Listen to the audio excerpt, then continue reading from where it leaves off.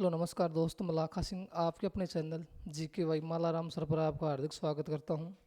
जैसा कि हम सबको पता है, एचएससीसी ग्रुप में जो हमारा 56 और 57 ग्रुप है उसकी परीक्षाएं 5 और 6 तारीख को है। उसी को देखकर हमने प्रीवियस ईयर जितने भी क्वेश्चन मैथ में पूछे गए थे उनकी एक सीरीज़ शुरू की थी। हमने उस सीरीज़ में 2 क्लास पढ़ ली है। आज हमारी क्लास नंबर 3 है। जिन्होंने भी क्लास नंबर 1 और 2 को नहीं देखा, सबसे पहले क्लास नंबर 1 और 2 को देखे, क्योंकि एचएससी क्या करता है, प्रीवियस ईयर क्वेश्चन में से बहुत सारे क्वेश्चन उठाता है, इसलिए वो 2 क्लास बहुत ज़रूरी हैं। और आज हम तीसरी क्लास की शुरुआत करते हैं। क्लास की शुरुआत करने से मैं आपको एक खुशखबरी देना चाहूँगा। आपको आप खुश होंगे कि आज आपके अपने चैनल पर हरियाणा जीके के एक्सपर्ट श्री पवन कुमार सर के द्वारा आपको एक हरियाणा जीके की प्लस करंट अफेयर की एक मैराथन क्लास दी जाएगी।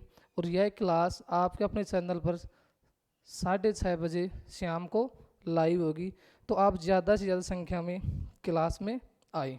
अब हम क्लास की शुरुआत करते हैं।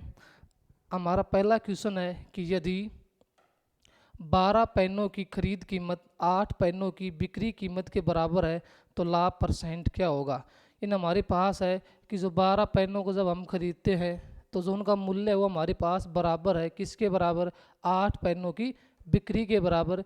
यहाँ पर खरीद का मतलब है कि हमारा जो 12 पेन है उनका जो सीपी है वो बराबर है किसके, 8 पेनों के एसपी के, यानी सेलिंग प्राइस के। तो हमारे पास है जो 12 पेन है उनका जो सीपी है वो हमारे पास बराबर है 8 पेनों के एसपी के। सीपी का मतलब कॉस्ट प्राइस यानी क्रय मूल्य, खरीद मूल्य। एसपी का मूल्य सेलिंग प्राइस, विक्रय मूल्य यानी बिक्री मूल्य। अब इसको हम 4 से अगर काटेंगे तो 3 बार में कटेगा और ये हमारा 2 बार में कटेगा। अब हमारे पास आएगा 3 सीपी बराबर 2 एसपी। अब हमारे पास इधर क्या है, इधर हमारे पास है सीपी और एस पी साइड मल्टीप्लाई इधर लेंगे तो आएगा डिवाइड में, तो हमारा होगा सी पी बटे एस पी बराबर हमारे पास 2 है। इसी प्रकार 3 इस साइड में आएगा डिवाइड में। अब हमारे पास सी पी बटे एस पी आया 2/3, यानी हमारे पास सी पी का मान कितना है, 2 है, और एस पी का मान कितना है, 3। यानी हमने वस्तु को 2 रुपये में खरीदा और कितने में बेचा, 3 में। जब हम वस्तु को 2 रुपये में खरीदेंगे और 3 में बेचेंगे तो हमें लाभ होगा, और हमें लाभ कितने का, हमें लाभ होगा 1 रुपये का। तो हमें लाभ हुआ 1 का। और हमेशा लाभ किस पर होता, लाभ होता हमारा सीपी पर। हमारा सीपी कितना है, 2, तो 1/2। अब हमारे पास 1/2 है। जब हम 1/2 को परसेंटेज में बदलेंगे तो गुणा किससे करेंगे, गुणा करेंगे 100% से। अब 2 से जब 100 को काटेंगे तो ये 50 बार में कटेगा। तो हमारे पास लाभ कितना होगा, हमारे पास लाभ होगा 50%। और 50% हमारा ऑप्शन कौन सा, हमारा ऑप्शन सी। तो ऑप्शन सी हमारा क्या होगा, ठीक होगा। और यह क्वेश्चन हमारा पूछा गया था एचएससी क्लर्क 2016 में। एचएससी क्लर्क 2016 में हमारा अगला क्वेश्चन है कि ब्याज के रूप में 150 रुपये कमाने के लिए साधारण ब्याज पर 6 महीने के लिए 4% प्रति वर्ष की दर से कितना पैसा दिया जाना चाहिए। यानी हमसे कह रहा है कि हमें ब्याज कमाना है कितने का, 150 रुपये का। दर हमारी है 4% और समय हमारे पास है 6 महीने। तो हमसे कह रहा है कि वह राशि क्या होगी जिस पर वह 150 रुपये का लाभ कमाए, और दर है 4% और समय है 6 महीने। तो हमारे पास साधारण ब्याज कितना है, हमारे पास साधारण ब्याज 150, यानी ऐसा ही हमारे पास 150, रेट हमारी 4% और समय हमारे पास कितना है, समय हमारे पास 6 महीने। अब हमसे वो राशि पूछ रहा है, हमसे मूलधन यानी प्रिंसिपल पूछ रहा है। तब जब भी हम प्रिंसिपल निकालेंगे तो हम एसआई के फॉर्मूले का प्रयोग करेंगे। एसआई बराबर हमारा होता है पी गुणा आर गुणा टी बटे 100। पी गुणा आर गुणा टी बटे 100 यानी मूलधन गुणा दर गुणा समय बटे 100। अब हमारे पास एसआई कितना है, एसआई हमारे पास 150 है। प्रिंसिपल यानी मूलधन हमें निकालना है, दर हमारी 4 है, समय हमारे पास 6 महीने और बटे 100। अब समय हमारे पास महीने में है, समय को हम किस में बदलेंगे, वर्ष में। जब हम समय को वर्ष में बदलेंगे तो 12 से क्या करेंगे, भाग करेंगे। अब 6 से इसको काटेंगे तो 2 बार में कटेगा, 4 को 2 से काटेंगे 2 बार में कटेगा, और 2 से 150 को काटेंगे 75 बार में कटेगा। अब 100 इस साइड में, भाग में उस साइड में जाए, गुणा में, तो जब हम 75 को गुणा किससे करेंगे, 100 से, तो हमारा कितना होगा, ये हमारा होगा 7500। यानी जब हमारी राशि 7500 होगी, दर हमारे पास 4% होगी और समय हमारे पास 6 महीने होगा, तो हमें ब्याज कितने का मिलेगा, ब्याज मिलेगा हमें 150 का। और ये हमारा ऑप्शन कौन सा ऑप्शन है, बी। और यह क्वेश्चन हमारा पूछा गया था एसएससी जूनियर इंजीनियर 2018 में। हमारा अगला क्वेश्चन है कि 8% प्रति वर्ष ब्याज दर से 6500 रुपये पर 6 महीने का सरल ब्याज नहीं साधारण ब्याज, साधारण ब्याज कितना होगा। यानी हमारे पास कोई राशि है 6500 की, दर हमारे पास कितनी है, 8% है, और समय हमारे पास है 6 महीने। हमसे पूछ रहा है एसआई यानी साधारण ब्याज। और यह क्वेश्चन आया था एसएससी क्लर्क 2016 में, एसएससी क्लर्क 2016 में। तो हमारे पास रेट कितनी है, हमारे पास रेट है 8%। राशि एंड राशि को हम प्रिंसिपल पी से लिखेंगे, वो हमारे पास है 6500। इसी प्रकार हमारे पास समय कितना है, 6 महीने। अब हमें निकालना है ब्याज, यानी हमें ऐसा ही निकालना है। अब हम ऐसा ही निकालेंगे तो इसी के फॉर्मूले का प्रयोग करेंगे। वो हमारे पास होता है ऐसा ही बराबर प्रिंसिपल गुणा रेट गुणा टाइम बटे 100, यानी मूलधन गुणा दर गुणा समय बटे 100। अब हमें ऐसा ही निकालना है। प्रिंसिपल हमारा है 6500, दर हमारी कितनी है 8%, समय हमारे पास 6 महीने और बटे हमारा 100। अब हमारा समय जब भी महीने में होगा हम उसको वर्ष में चेंज करेंगे और वर्ष के लिए उसको 12 से भाग करेंगे। अब 6 से 12 को काटेंगे 2 बार में कटेगा, 2 से 8 को काटेंगे 4 बार में कटेगा, 0 से 0 और 0 से 0। अब हमारे पास क्या है, हमारे पास आया 65 गुणा 4। अब हम जब 4 को 5 से गुणा करेंगे 20 कैरी 2, 4 को 6 से करेंगे 24 और 2 कैरी 26, यानी हमारे पास ब्याज कितना मिलेगा 260 रुपये का। और 260 हमारा ऑप्शन कौन सा, हमारा ऑप्शन है ए। अब हमारा अगला क्वेश्चन है कि 30 मजदूर प्रतिदिन 8 घंटा काम करने से एक काम को 12 दिन में पूरा करते हैं। यानी हमारे पास 30 मजदूर हैं, प्रतिदिन 8 घंटा काम करते हैं और वो किसी काम को कितना दिन में करते हैं, 12 दिन में। वही काम, वही सेम काम, इस बार हमारे पास मजदूर हैं 24, प्रतिदिन कितना टाइम काम करना, 6 घंटे, और हमें निकालना है कि कितने दिन में पूरा करेंगे। तो जब भी ऐसा केस आए तो हम उसको, हमारे पास एक फॉर्मूला आता है, हम सब ने नाम सुना है एमडीएच मसाले का, एमडीएच मसाले का। तो हम इसी मसाले का प्रयोग करेंगे, इस क्वेश्चन को सोल्व करेंगे। अब हमारे पास ये क्या होता है, हमारे पास होता है ये फॉर्मूला M1 D1 H1 बराबर M2 D2 और H2। अब हमारे पास M1 क्या है, M1 हमारे पास है कि शुरुआत में हमारे पास मजदूर आदमी कितने हैं, D1 का मतलब है शुरुआत में वो आदमी कितने दिन काम कर रहे हैं, और H1 का मतलब है वो कितने घंटे काम कर रहे हैं। इसी तरह M2 का मतलब है सेकंड केस में हमारे पास आदमी कितने हैं, D2 का मतलब है सेकंड केस में कितने दिन में कर रहे हैं, और H2 का मतलब है सेकंड केस में कितने घंटे काम कर रहे हैं। तो हमारे पास M1 का मान कितना है, वो हमारे पास 30 है, D1 का मान हमारे पास 12, H1 हमारे पास है 8। इसी प्रकार M2 हमारे पास कितना है 24, D2 यानी दूसरे केस में हमें दिनों की संख्या निकालनी है और घंटे हमारे पास कितने, 6। अब हम 6 से जब 30 को काटेंगे 5 बार में कटेगा। इसी प्रकार 12 से जब हम 24 को काटेंगे 2 बार में कटेगा, 2 से जब 8 को काटेंगे 4 बार में कटेगा। अब हम 5 को 4 से गुणा करेंगे, हमारे पास क्या आएगा 20, यानी हमारे पास D2 यानी हमारे पास दूसरे केस में दिनों की संख्या कितनी आएगी, वो 20 आएगी। यानी जब हमारे पास मजदूर 24 हो, प्रतिदिन वो 6 घंटा काम करते हो, तो उस काम को कितना दिन में करेंगे, 20 में। और 20 हमारा कौन सा ऑप्शन है, हमारा ऑप्शन है ए। और यह क्वेश्चन हमारा आया था Haryana field inspector 2017, Haryana field inspector 2017।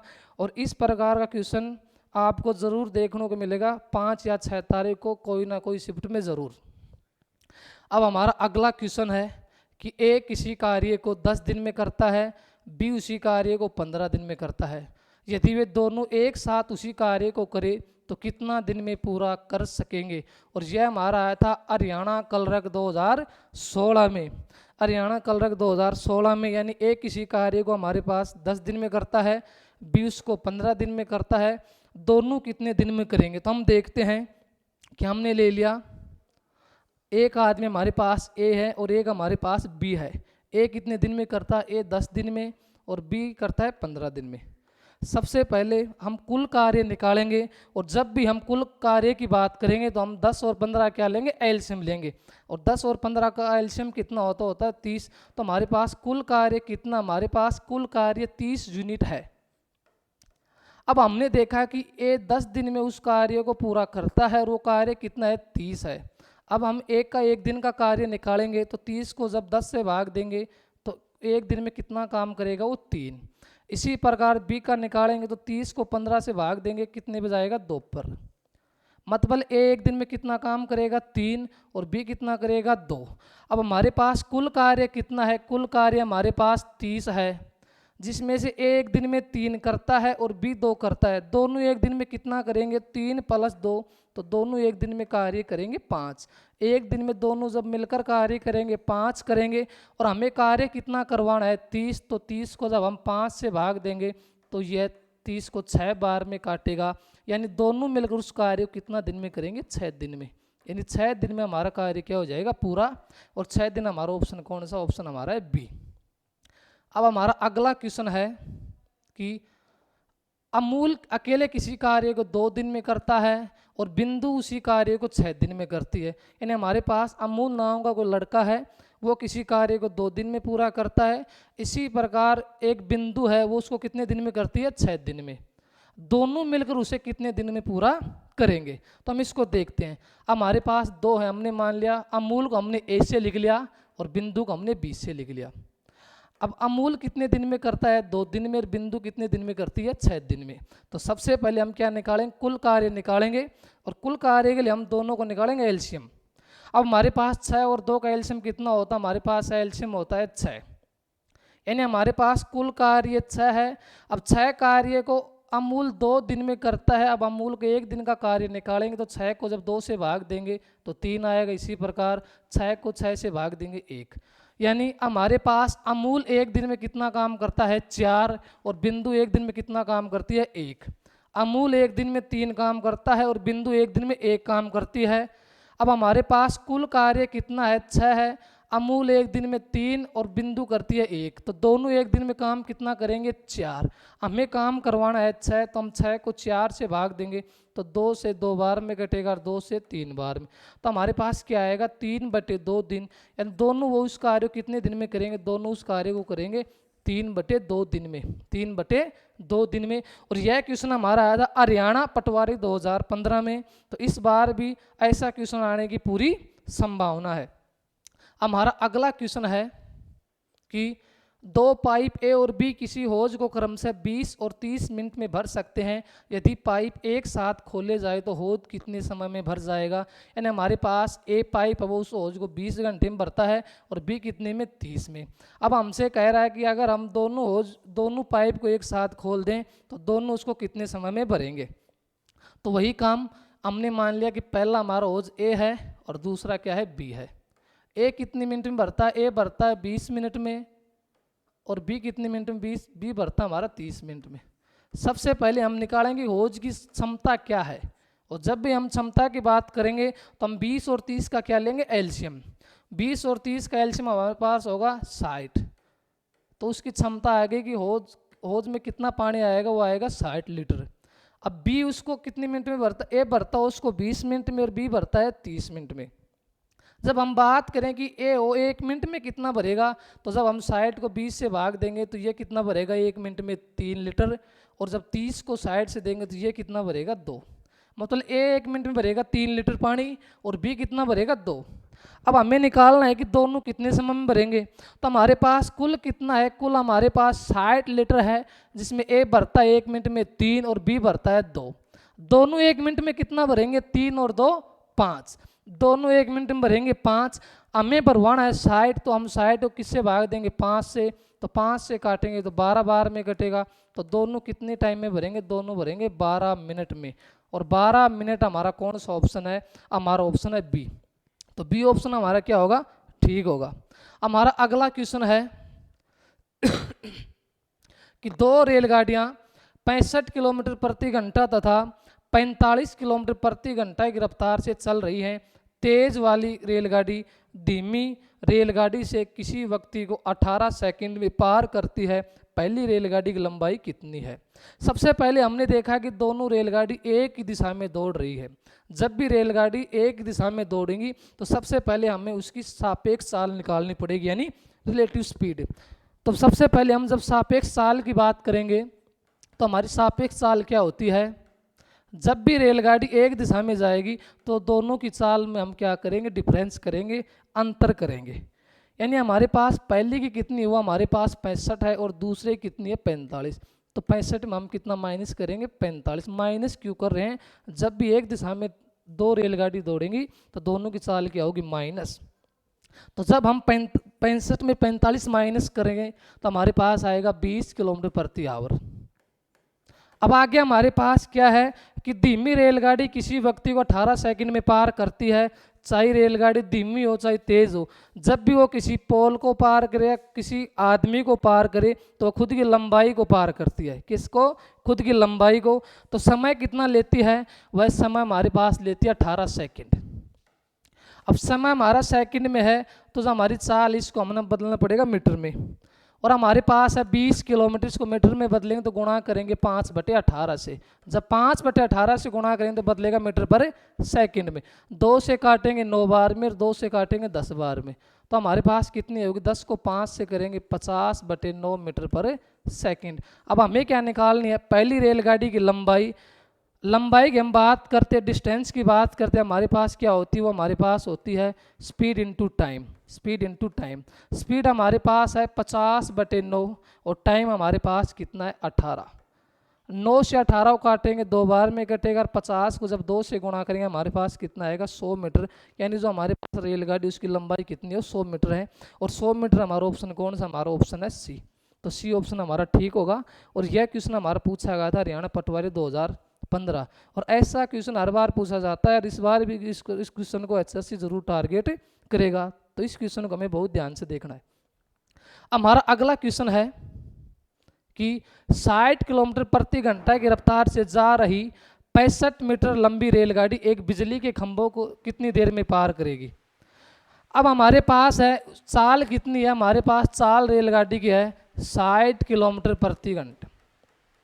उसके बाद में उसकी लंबाई, उसकी लेंथ बोल दे चाहे उसकी डिस्टेंस बोल दे, वो हमारे पास कितनी है? 75 मीटर है। अब हमारे पास उसकी लंबाई अगर मीटर में है तो चाल को भी हम किस में बदलेंगे? मीटर पर सेकंड में। और जब हम किलोमीटर आवर से चाल को मीटर पर सेकंड में बदलते हैं तो हम गुणा किससे करते हैं? गुणा करते हैं 5/18 से। 6 से अगर 18 को काटेंगे 3 बार में कटेगा, ये कटेगा 10 बार में।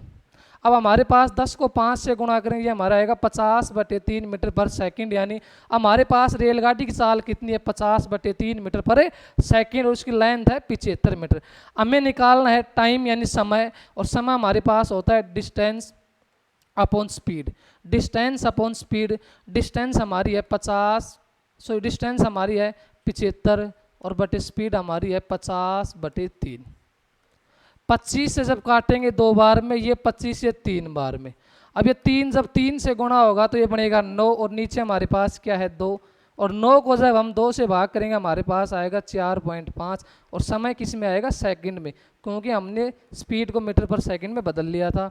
और ये ऑप्शन हमारा कौन सा? ये हमारा ऑप्शन है 4.5 सेकंड, ऑप्शन नंबर ए। तो ये हमारा ठीक होगा। और यह क्वेश्चन हमारा पूछा गया था हरियाणा पुलिस फीमेल एग्जाम में 2016 में।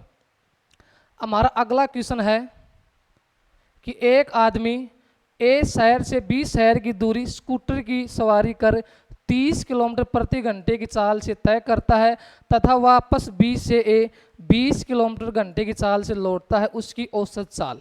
अब हमसे औसत चाल पूछ रहा है, यानी आदमी जब ए शहर से बी शहर में जाता है तो उसकी चाल होती है 30 किलोमीटर प्रति घंटा, और जब वह बी शहर से ए में वापस आता है तो चाल कितनी होती है? 20 किलोमीटर प्रति घंटा। हमें निकालना है औसत चाल। तो जब भी हम औसत चाल की बात करते हैं तो औसत चाल बराबर हमारा होता है 2 गुणा एक्स वाई बटे एक्स प्लस वाई, 2 गुणा एक्स वाई बटे एक्स प्लस वाई। एक्स का मतलब है कि वो कितनी चाल से जा रहा है और वाई का मतलब है वो कितनी चाल से वापस आ रहा है। तो अब हमारे पास है ये 2 गुणा एक्स का मान कितनी चाल से जा रहा है वो 30 से, वाई का मान हमारे पास कितना है 20 बटे हमारे पास x का मान 30 और प्लस y का मान 20। तो हमारे पास 2 गुणा 30 गुणा 20, 30 और 20 हमारे पास होगा 50। तो 0 से 0 कैंसिल, 5 से 20 को काटेंगे 4 बार में। अब हम जब 4 को 3 से गुणा करेंगे 12 और 12 को 2 से करेंगे 24, यानी उस आदमी की औसत चाल कितनी आएगी, वो हमारे पास आएगी 24 किलोमीटर प्रति आवर, 24 किलोमीटर प्रति आवर। और ये हमारा ऑप्शन कौन सा है, ये हमारा ऑप्शन ए ऑप्शन हमारा ठीक होगा। और यह क्वेश्चन पूछा गया था पटवारी 2016 में, पटवारी 2016 में। हमारा अगला क्वेश्चन है कि 3600 रुपये को 3 भागीदारों अरुण, समिता और राजीव में इस प्रकार बांटा जाता है कि उनका हिस्सा है 1/3 अनुपात 1/4 और 1/6। यानी हमारे पास कोई राशि है 3600 और 36 को हमें 3 आदमियों में बांटनी है। पहला आदमी हमारा अरुण है, दूसरा हमारा समिता और तीसरा हमारा राजीव। अरुण का हिस्सा है 1/3, समिता का 1/4 और हमारा राजीव का 1/6। तो सबसे पहले मैंने लिख लिया अरुण को एस से, समिता को एस से और राजीव को आर से। और इनकी राशियों का अनुपात हमारे पास है 1/3 अनुपात 1/4 अनुपात 1/6। सबसे पहले हम इनको सही रूप में करेंगे, इन फ्रैक्शन से हटाएंगे। तो हम सबसे पहले एक हमारे पास नीचे है 3, 4 और 6, इसका हम लेंगे एलसीएम। तो 3, 4 और 6 का हमारे पास एलसीएम 12 आएगा। क्यों? 12 हमारा 6 से भी कटता है, 4 से भी और 3 से भी। तो सबसे पहले प्रत्येक नंबर को हम किससे गुणा करेंगे, 12 से। तो 12 से हमने गुणा कर दिया। 3 से 12 को काटेंगे तो 4 बार में कटेगा, 4 से काटेंगे 3 बार में और 6 से काटेंगे 2 बार में। तो हमारे पास आएगा 4:3:2। यानी हमारे पास जो अरुण का हिस्सा है वो कितना है, 4 है, समिता का 3 और राजीव का 2। अब हमें निकालना किसका है, अरुण का हिस्सा। तो अरुण का हिस्सा हमारे पास कितना है, अरुण का हिस्सा हमारे पास 4 है। और कुल कितने हैं, कुल हमारे पास है 4, 3, 7 और 2, 9। तो जब हम 4 को 9 से भाग देंगे तो ये कुल में किसका हिस्सा आएगा, अरुण का। और कुल हमारी क्षमता कितनी है, 3600। तो हमें 3600 का 4/9 भाग निकालेंगे। तो जब 9 से 3600 काटेंगे 4 बार में तो 4 गुणा 400, तो ये हमारे पास कितना आएगा, 1600। यानी अरुण का हिस्सा हमारे पास कितना है, 1600। और 1600 हमारा ऑप्शन है ए। और यह क्वेश्चन हमारा पूछा गया था डिप्टी रेंजर 2017 में, डिप्टी रेंजर 2017 में पूछा गया था। अब अनुपात का क्वेश्चन हो या हिस्सेदारी का क्वेश्चन हो, एक नंबर में ये क्वेश्चन भी जरूर पूछा जाएगा। अब हमारा अगला क्वेश्चन है कि sine square 10 degree plus cos square 10 degree का मान क्या होगा। अब हमने स्कूल टाइम में भी एक फॉर्मूला पढ़ा होगा कि sine square theta plus cos square theta बराबर इसका मान कितना होता है, 1। यानी जब हमारे पास साइन स्क्वायर और कोस स्क्वायर हो और दोनों प्लस हो और दोनों में हमारा एंगल जब सेम हो उसका मान क्या होगा, 1।